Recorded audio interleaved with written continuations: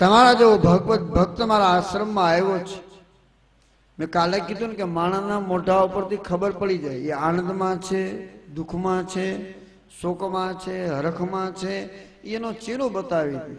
ભલે કદાચ એમ કે હું ખૂબ આનંદમાં છું, છતાં એનું મોઢું કહી દે કે આનંદમાં નથી. વેદવ્યાસજી ઉદાસ હતા. નારદજી પૂછે છે તમે મજામાં છો ને? વ્યાસજી કહે છે કે મહારાજ, મારા જીવનમાં સંતોષ નથી. હે દેવર્ષિ, મેં ખૂબ મહેનત કરી છે. મેં 17 પુરાણો બનાવ્યા છે. મેં વેદના વિભાજન કર્યા છે. મેં મહાભારત જેવા કાવ્યની રચના કરી છે. મેં બધું બનાવ્યું, છતાં મારા જીવનમાં એક સંતોષ હોવો જોઈએ, એક આનંદ હોવો જોઈએ. આનંદ નથી.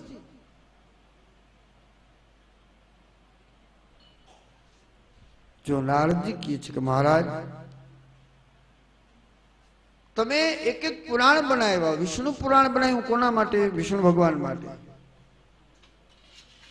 ગરુડ પુરાણ બનાવ્યું કોના માટે? તો ગરુડજી માટે. મનુષ્યના પાપોને કેમ ઓલા કરો એના માટે. તમે બ્રહ્મ પુરાણ બનાવ્યું કોના માટે? તો બ્રહ્માને આનંદ માટે. તમે સ્કંદ પુરાણ બનાવ્યું કેના માટે? બ્રાહ્મણોના આનંદ માટે. તમે એક વેદમાંથી વેદના વિભાજન કર્યા કોના માટે? એક વેદમાંથી 3 વેદ બનાવ્યા કોના માટે? તો તમારા સંતાનો બ્રાહ્મણ માટે. જો આપણે બનાવીએ છીએ કોના માટે? આપણા માટે. પણ બીજા માટે?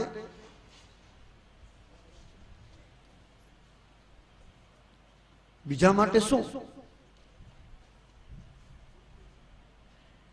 જો અમે ઘણી વખત એમને હોય ને એટલે એક ચર્ચા થતી હોય, એક વાત આવીને ઉભી રહે. ઘણી વખત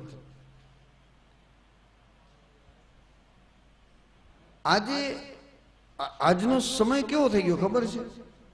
પેટા જ્ઞાતિ વિભાગ થઈ ગયો છે. કોઈ એમ કહે છે કે હું હિન્દુ છું,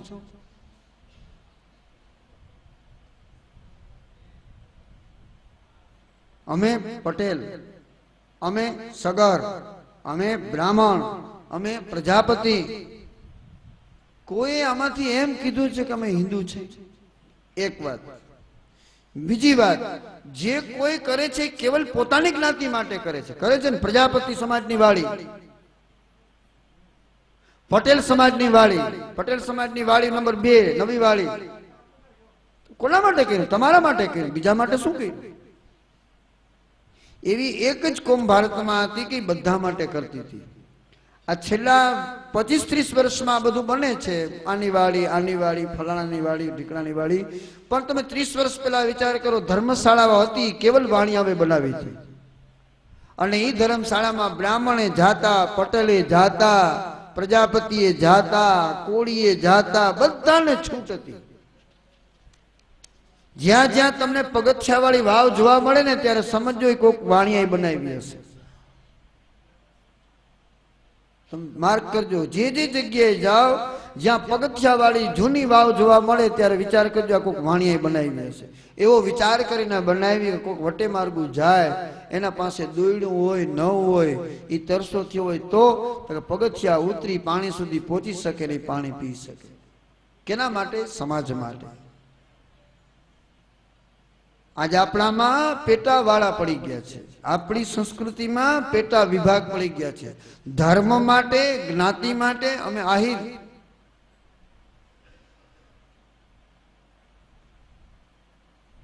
બીજી કોઈ પણ મારા પૂછજો, ક્રિશ્ચન લોકો એમ નહીં કે ફલાણી મારી અટક છે, હું ઓલો છું, એમ જ કે છે હું ક્રિશ્ચન છું.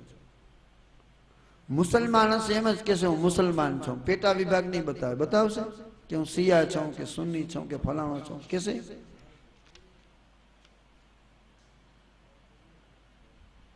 આવું શું કામ? ખરેખર આવું હોવું જોઈએ નહીં. હિન્દુ એટલે હિન્દુ. પછી જે વર્ણો બનાવ્યા, એક વિભાગ બનાવ્યો છે. બ્રાહ્મણે ભણવું ને ભણાવવું. બ્રાહ્મણે પોતે ખૂબ ભણવું અને ભણાવવું. બ્રાહ્મણે સમાજ પાસેથી પાછું દાન લે ને તો પાછું દાન દેવું. ક્ષત્રિયનો ધર્મ છે સમાજની રક્ષા કરવી. ક્ષત્રિયનો ધર્મ શું? તો કે સમાજની રક્ષા કરવી. જે ક્ષત્રિય ધર્મથી વિરુદ્ધ ચાલે છે, જે ક્ષત્રિય સમાજની રક્ષા કરી શકતો નથી, એ ક્ષત્રિય નથી. જે બ્રાહ્મણ ધર્મથી વિરુદ્ધ ચાલે છે, જે બ્રાહ્મણ પોતે ભણતો નથી, બીજાને ભણાવતો નથી, જે બ્રાહ્મણ પોતે દાન લે છે પણ દેતો નથી, એ બ્રાહ્મણ નથી. વૈશ્યનો ધર્મ છે વેપારમાં વૃદ્ધિ કરવી. જો અહીંયા એક વાત આવે ને એટલે બધા જે વાત હોય એને શું કરવું એના વિશે ભાગવતજી બહુ ભાર મૂકે છે. વારે વારે વારે વારે એક ને એક વાત વારે વારે કરે છે. બ્રાહ્મણ એટલે કેવો? તો કે બ્રહ્મમ જાનાતિ બ્રાહ્મણ. એવો બ્રાહ્મણ હોવો જો એ પોતે કંઈક જાણવાની કોશિશ કરે છે અને સમાજને જણાવે છે. ક્ષત્રિયની વાત આવે, ક્ષત્રિય કેવો? અરે સાધુની વાત આવે, સાધુ કેવો? સંન્યાસીની વાત આવે, સંન્યાસી કેવો? ભક્તની વાત આવે તો ભક્ત કેવો? આ બધું શું કામ આપણને સમજાવે છે ખબર? કે તમે ક્યાંય છેતરાવ નહીં એટલા માટે.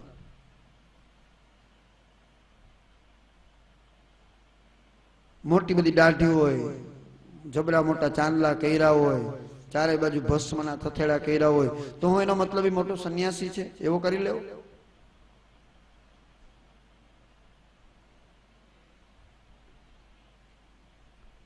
એવું નથી. એવા હોવા છતાંય ઘણું બધું ન થવાનું થાય છે. એની ઓળખાણ નથી. એની ઓળખાણ એની સાદગી, એની પવિત્રતા, એના વિચારો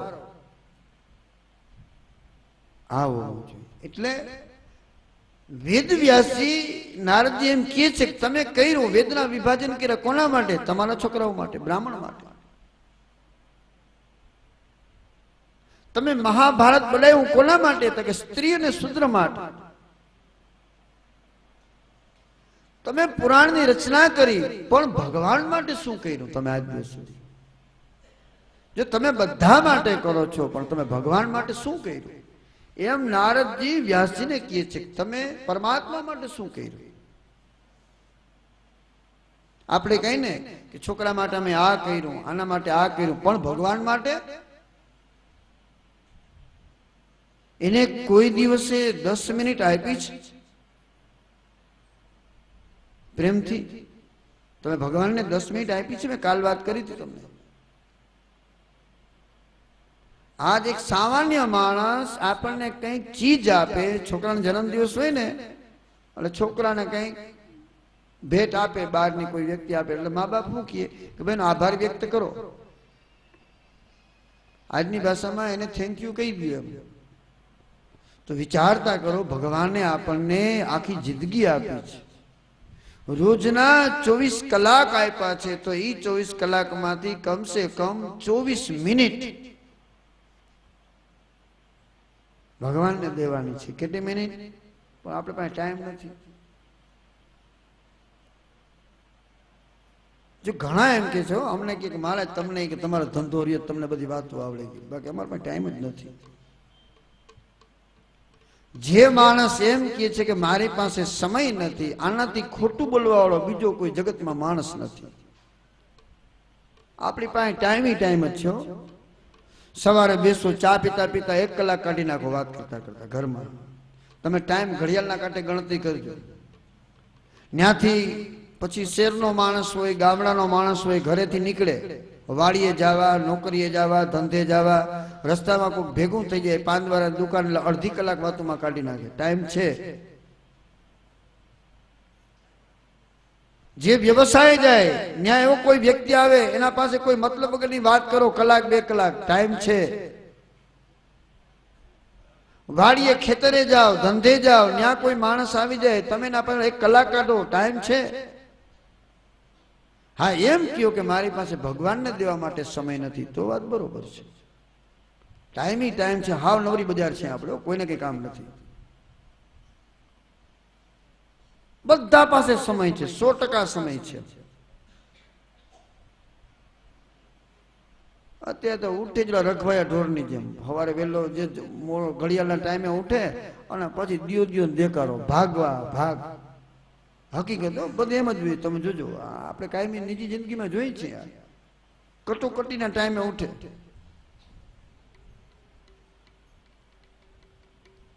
વ્યાસજીને નારદજી એમ કહે છે કે તમે બધા માટે કર્યું, ભગવાન માટે શું કર્યું? તમે એટલો જ વિચાર કરજો કે તમે બધા માટે કરો છો, દીકરા માટે, દીકરી માટે, ભાઈ માટે, બેન માટે, તો ભગવાન માટે શું કરો છો એ એટલો વિચાર કરજો. બસ એક આટલો વિચાર કરજો. 24 કલાકમાંથી કમસે કમ 24 મિનિટ આપજો, પણ એ 24 મિનિટ કેવલ ભગવાનની હોવી જોઈએ, પછી વચ્ચે કોઈ ન હોવું જોઈએ. અરે કદાચ ગમે થાય, ગમે શું કામ ન થાય, પણ એ 24 મિનિટ કેવલ એને આપજો. કદાચ હાલો 24 મિનિટ ન અપાય તો 10 જ મિનિટ આપજો, પણ એ 10 મિનિટ કેવલ ભગવાનની આપજો, ભગવાનની હોવી જોઈએ. તમે જોજો તમારા જીવનમાં ડોક્યું કરો, એ 10 મિનિટે તમે ભગવાનને આપી શકતા નથી. અગરબત્તી કરતા હોય, એ દૂધ ઉભરાઈ જાય, એ વાવ જોજે, ઓલો ગેસ ધીમો કરજે, આવું બધું હાલતું હોય. ઓલો દુકાનમાં અગરબત્તી કરતો હોય, બરોબર, ભગવાનનું નામ લઈને, હે માતાજી, હે પિતાજી, ધંધો હારો હાલે, ઘરા ઘર, એ જરાક વાર બેસું, અગરબત્તી કરું છું. આ કોઈ વસ્તુ ન હોવી જોઈએ. 10 મિનિટ એટલે કેવલ પરમાત્માની હોવી જોઈએ. આપણા જીવનમાં અનેક ઘણું બધું ચિત્ર વિચિત્ર છે, અને આપણે દોષ દઈ છે કોને? તો ભગવાન. નારદજી કહે છે કે મહારાજ તમે બધું બનાવ્યું, પણ સ્વાર્થ ખાતર. વેદ કેના માટે? બ્રાહ્મણ માટે. મહાભારત કોના માટે? તો કે સ્ત્રી અને શુદ્ર માટે. તમે પરમાત્મા માટે શું બનાવ્યું? અને હવે એને ભાન થયું વેદવ્યાસજીને, ના ખરેખર મેં ભગવાન માટે કંઈ બનાવ્યું નથી. રામાયણ કોના માટે? તો કે રામચંદ્ર માટે. વાલ્મીકીજીએ રામાયણ બનાવ્યું હતું, કેવલ રામનું જ ચરિત્ર આવે છે. મેં તમને કીધું ને, એમાં કેવલ રામના ગુણગાન. વિષ્ણુ પુરાણમાં કેવલ વિષ્ણુ ભગવાનના ગુણગાન. શિવ પુરાણમાં કેવલ શિવજીના ગુણગાન. ગણેશ પુરાણમાં કેવલ ગણપતિજીના ગુણગાન. પણ પરમ તત્વ માટે ભાગવતની અંદર બધાની વાત છે. જે સત્ય છે એ બધું ભાગવતજીની અંદર સમાયેલું છે. ભાગવતજી જ એક એવું પુરાણ છે, એ એક એવી રચના છે કે જેની અંદર બધી વસ્તુને સમાવી છે. કાલ મેં કીધું ને, આપણું ઈ ભાગવતજી, તારું ઈ રામાયણ, મારું ઈ મહાભારત, અને આપણું એટલે શ્રીમદ ભાગવત, જેની અંદર બધાની વાત. આની અંદર માતાજીની વાત છે, અરે આની અંદર શિવજી ભોળાનાથની વાત છે, આની અંદર ભગવાન નૃસિંહની વાત છે, આની અંદર ભગવાન કપિલજીની વાત છે, બધાની વાત છે આની અંદર. આની અંદર કોઈ એક દેવની કે કોઈ એક તત્વની, સત્ય જે છે એ તમામ વાતો આની અંદર સમાયેલી છે. એવું સુંદર મજાનો આ ગ્રંથ છે. નારદજી કહે છે, વ્યાસજીને નારદજી પોતાનો ઇતિહાસ કહે છે કે મહારાજ, હું પણ બધાની જેમ આમ તેમ ભટકતો હતો. આજ પરમાત્માને મેળવ્યા તો એનું કારણ શું? જો નારદજીને આજ બધા છે ને, બધા હસી મજાકમાં લઈ જાય કે નારદ એટલે હસવાનું પાત્ર. ખરેખર નારદજી જેવું કોઈ અધ્યાત્મનું પાત્ર નથી. નારદજી જેવું અધ્યાત્મ કોઈ પાત્ર નથી. દેવમાંથી બનેલો ઋષિ છે. એ નારદ પોતાનું જીવન ચરિત્ર કહે છે કે હું કોણ હતો વેદવ્યાસજીને, અને ખાલી એક સારો સંગ થવાથી માણસ શું બની શકે છે. એક સંગ થવાથી, જો ભક્તિમાં વર્ણ ભેદ નથી, ભક્તિમાં ભગવાનના ભજનમાં કોઈ વર્ણ ભેદ નથી. એમાં બ્રાહ્મણનો સિક્કો નથી માર્યો, બ્રાહ્મણ હોય તો જ કરી શકે. માળા કોઈ પણ કરી શકે, કોઈ પણ વર્ણમાં થઈ શકે, અને બધા વર્ણમાં ભગવાનના ભક્તો થયા છે. બધા વર્ણમાં. તમારા સમાજમાં ભગવાનના ભક્તો થયા છે ને, પ્રજાપતિ સમાજમાં ગોરા કુંભાર, અરે ઓલા હરિજન ચમારમાં ભગત થયા, સંત રોહિતદાસ, બધામાં ભગવાનના ભક્ત થયા છે. એવું કઈ નથી. ભગવાનનું ભજન કરવાનો બધાને પૂરેપૂરો હક છે. નારદ એમ કે છે કે અહમ પુરાતિત ભવે ભવમ મુને દાસ્યાસ્તો કસ્યાશ્ચન વેદવાવિના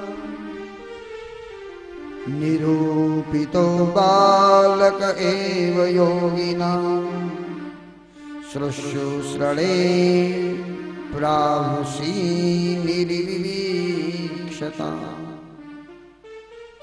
અહમ પુરાતીત ભવે ભવમ મુને. અરે મહામુનિ, આ જન્મમાં નહીં પણ આગલા જન્મની અંદર નારદજી એમ કે છે કે દાસ્યાસ્તુ કસ્યાશ્ચન વેદવાદિના. નારદ એમ કે છે કે હું પોતે પણ દાસીનો દીકરો હતો, એક સુદના ઘરે જન્મવાળો. મારી માં બીજાના કામ કરી અને મારું ભરણ પોષણ કરતી. મારી માં ઘરે જઈ જઈને કામ કરે અને પોતાનું પાલન કરે. આ મારો, હું દાસીનો દીકરો. અને આ દેવર્ષિ શું કામ બન્યો એ નારદજી વ્યાસજીને કહે છે. એક સમય એવું બન્યું કે બ્રાહ્મણો ચાતુર્માસ કરવા માટે અમારા ગામની બાજુમાં જંગલમાં આવ્યા. જો પેલા સાધુ સંતો સંન્યાસીઓ બ્રાહ્મણો અનુષ્ઠાન કરવા માટે 4 મહિના કોઈ એક જગ્યાએ વયા જતા, કોઈ પણ એક જગ્યાએ વયા જાય, જ્યાં બહુ ભીડ ન હોય, જ્યાં કોઈ સમાજ ન હોય, એકાંત હોય, ત્યાં ભગવાનનું ભજન કરે. 4 મહિના સુધી પોતે ભજન કરે અને 8 મહિના સમાજને આપે. આ એનો ધર્મ હતો. અત્યારે ચાતુર્માસ થાય છે, પણ વિધિવત ચાતુર્માસ થાય કે ફલાણા સંન્યાસી મહારાજ, ફલાણા ધર્મના ધર્મગુરુ મુંબઈમાં ફલાણા શેઠને ત્યાં ચાતુર્માસ ગાળવા જશે. એમાં એવું કઈ થાય નહીં. હો પછી શેઠને ત્યાં જાય એટલે અનેક માણસો આવે. ભગવાનની ભક્તિ એક બાજુ રહી, એકાંત હોય. 4 મહિના સુધી બ્રાહ્મણોનો ધર્મ હતો, ઋષિમુનિનો ધર્મ હતો, સાધુ અને સંન્યાસીનો ધર્મ હતો કે ભગવાનનું 4 મહિના પોતે ભજન કરે, 8 મહિના સમાજને આપે. ચાતુર્માસ ગાળવા માટે બ્રાહ્મણો આવ્યા હતા અને મારી માં એ બ્રાહ્મણોની સેવા કરવા જતી હતી. નારજી કે હું કોઈ દી નાતોય નતો, માંડ 15 દી એકવાર નાતો હતો. નાવું ધોવું, પવિત્રતા, ભજન, અગરબત્તી, ધૂપ, દીપ, આ મને કઈ ખબર નથી. મારી માં ઓલા બ્રાહ્મણોની સેવા કરવા માટે જાતી, બ્રાહ્મણોના કપડા ધોવા માટે જાતી, બ્રાહ્મણોના વાસણ સાફ કરતી. હું નાનો એના ભેગો જાતો. વ્યાસજીને નારદ કહે છે કે મહારાજ, મેં એ બ્રાહ્મણોને રોજ જોયા, નાતા ધોતા, ભગવાનનું ભજન કરતા, પલોઠી વાળીને બેસે છે, ધ્યાન કરે છે, સંધ્યા વંદન કરે છે, ગાયત્રીનો જપ કરે છે.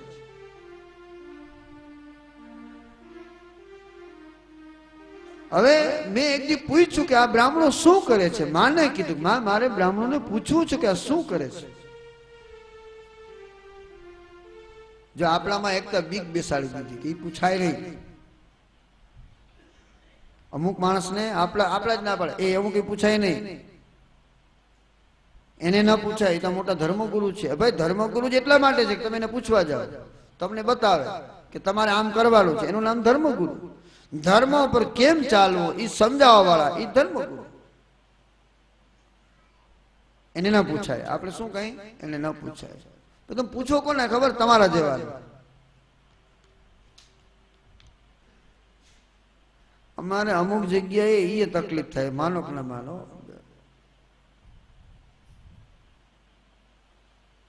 ક્યાંક અમે વિધિ વિધાન કરવા ગયા હતા, એમ સીધા કે કદા વાતા આમ કર્યું તો અહીંયા કેમ આમ? બેન, એ તો અમને ખબર નથી. રોજ નવો ધર્મ બૈરાઓમાં ઉત્પન્ન થઈ જાય, તમે જોજો. રોજ એવો છે, મહિને એક નવો ધર્મ આવે છે. આજ વૈભવ લક્ષ્મી તો, કાલ દશામાન, પરમ દિવરી નવું કંઈક જુદું આવે પાછું. અને થોડોક ટાઈમ એવો બધો એનો ક્રેઝ હાલે ને કે એની પાછળ દોડે ગાંડાની જેમ બધાને, પછી ભૂલાઈ જાય પાછું. જો હમણાં વૈભવ લક્ષ્મી હમણાં ગાયબ છે, હવે બહુ નથી, હવે દશામાં આવ્યા છે મેદાનમાં. જુઓ તે તમે જોજો. તમે કોઈ દેવતાઓનો વિરોધ નથી હો, માને માનું છું, બહુ માનું છું, જગદંબાને બહુ માનું છું, પણ તમે જે સમજા વગરનું કરો ને એની આ વાત છે. આગળ જે ભગવાનની પૂજા કરીને એ ભૂલાઈ ગયા, હવે નવા ભગવાન આવ્યા પાછા. એ જાત પછી કંઈક બીજું નવું આવશે. એટલે કહેવાનું કે ધર્મ વિશે કેમ કરવો, ધર્મની આરાધના કેમ કરવી, પછી જે ધર્મને માનતા હો, પણ એના માટે કોઈક સારા એવા જાણકાર ધર્મગુરુને પૂછો. તમે એને તો પૂછતા નથી. પૂછવા જાઓ તો બે વ્યક્તિને રોકે છે, એને ન પૂછાય.